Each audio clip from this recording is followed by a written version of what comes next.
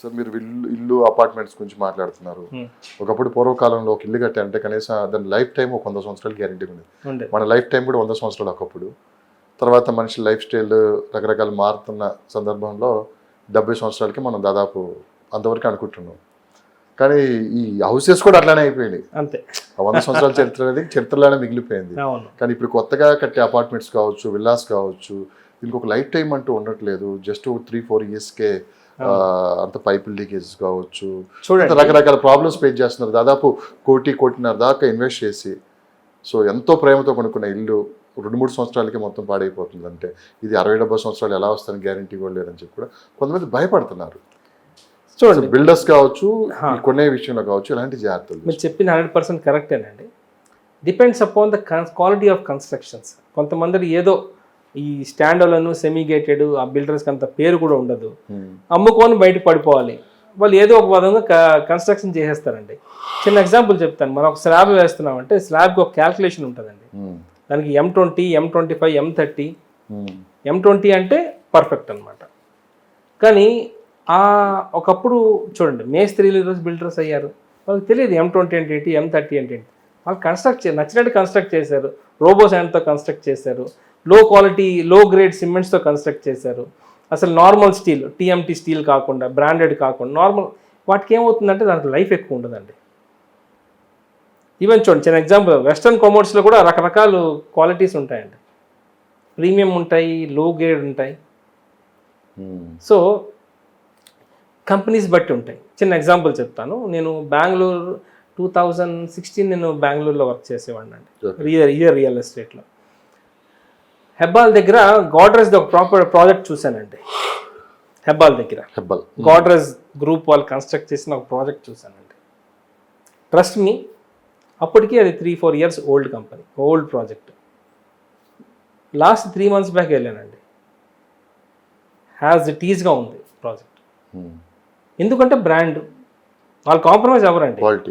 గోడ్రేజ్ ఒక బెంగళూరులో కాదు, ఎంటైర్ ఇండియాలో ఉంటారండి వాళ్ళు.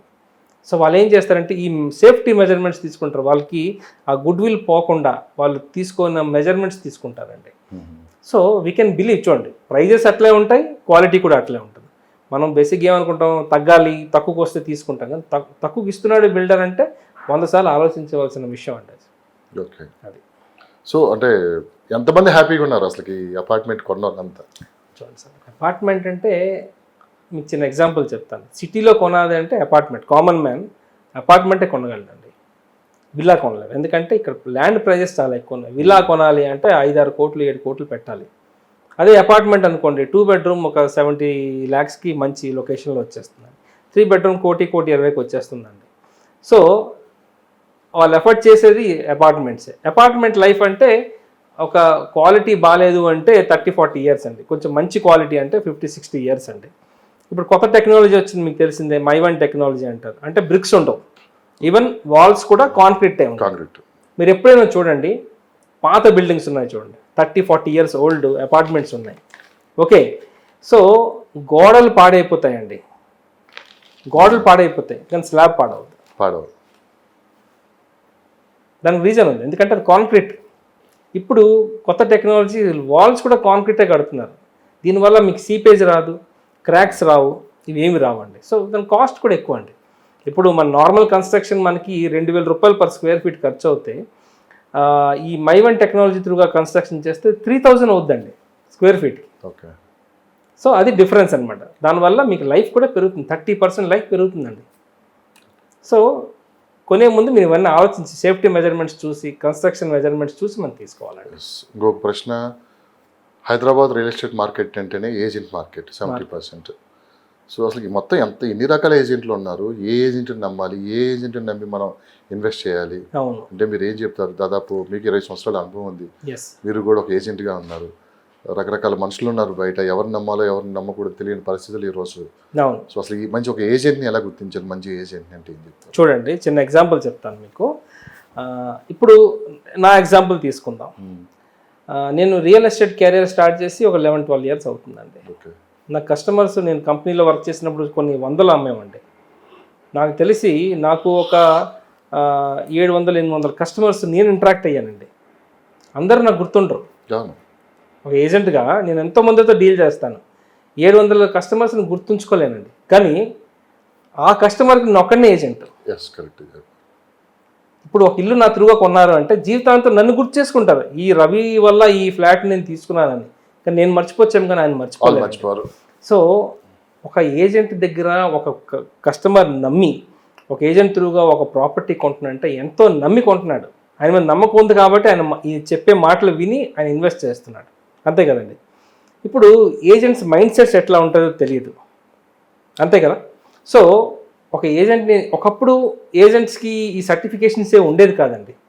కొంతమంది చూడండి చీటింగ్ మెంటాలిటీతో ఉంటారు, వీళ్ళకి అమ్మేద్దాం ఏదో విధంగా కొనిపించి మన కమిషన్ తీసుకొని సైడ్ అయిపోద్దాం, నెంబర్లు మార్చేస్తారండి.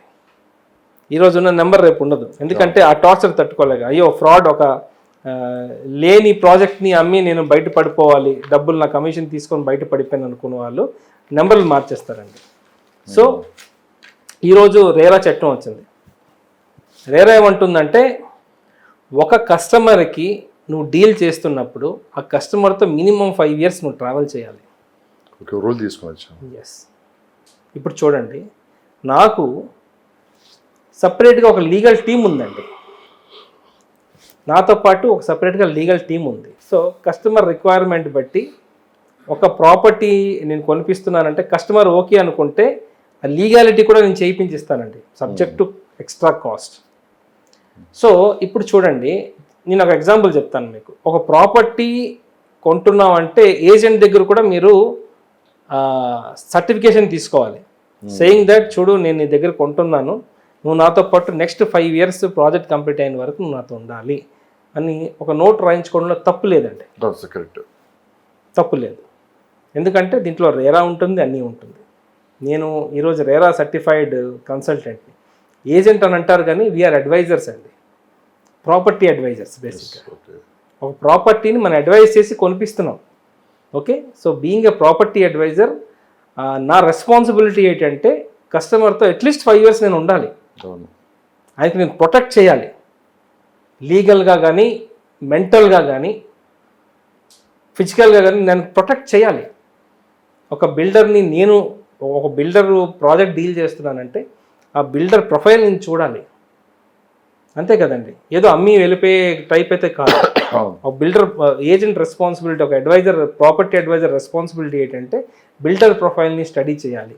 ఈయన క్యాపబుల్లా కాదా, ప్రీవియస్ ప్రాజెక్ట్స్ ఏమైనా చేశాడా లేదా, ఏమైనా ఫ్రాడ్ జరిగే ఛాన్సెస్ ఉన్నాయా లేదా అనేది ఒక ప్రాపర్టీ అడ్వైజరు తెలుసుకోవాలి. తెలుసుకొని 100% కన్విక్షన్ వస్తే పర్వాలేదు, నమ్మొచ్చు, మోసపోరు కస్టమర్స్ అని అనుకుంటే అప్పుడు ఆ ప్రాజెక్ట్ మనం డీల్ చేయొచ్చండి. డీల్ చేసి ఇది చెప్తాం కాబట్టి మన రెస్పాన్సిబిలిటీ ఏంటంటే we should be there with the customer for next 5 years. ఆయనకు మనం సపోర్ట్ చేయాలి ప్రాజెక్ట్ కంప్లీట్ అయిన వరకు. అంటే అగ్రిమెంట్ అయిన దగ్గర నుంచి గృహప్రవేశం అయిన దాకా మన కస్టమర్తో ఉండాలండి. ఓకే, డిస్కస్ చేసే టాపిక్లో ఏమైనా డౌట్స్ ఉంటే ఏమైనా అడ్వైస్ కానీ మీరు తీసుకుందాం అనుకుంటే మీరు నన్ను కాంటాక్ట్ చేయొచ్చండి. నా పేరు రవిచందన్, నా మొబైల్ నెంబర్ 9581011143. అదేవిధంగా మీరు నాకు సోషల్ మీడియా పేజెస్లో కూడా కాంటాక్ట్ అవ్వచ్చు అండి. నాకు ఫేస్బుక్ కానీ లింక్డ్ఇన్ కానీ ఇన్స్టాగ్రామ్ కానీ నా పేజెస్ ఉన్నాయండి. హైదరాబాద్ ప్రాపర్టీస్ ఫర్ సేల్, అదేవిధంగా ISKOM ఇస్కామ్ ప్రాపర్టీస్, దాంట్లో కూడా మీరు నన్ను కాంటాక్ట్ చేయొచ్చండి. సో థ్యాంక్ యూ అండి. నా పేరు రవిచందన్. వన్స్ అగైన్ నా మొబైల్ నెంబర్ 9581011143. నమస్తే అండి.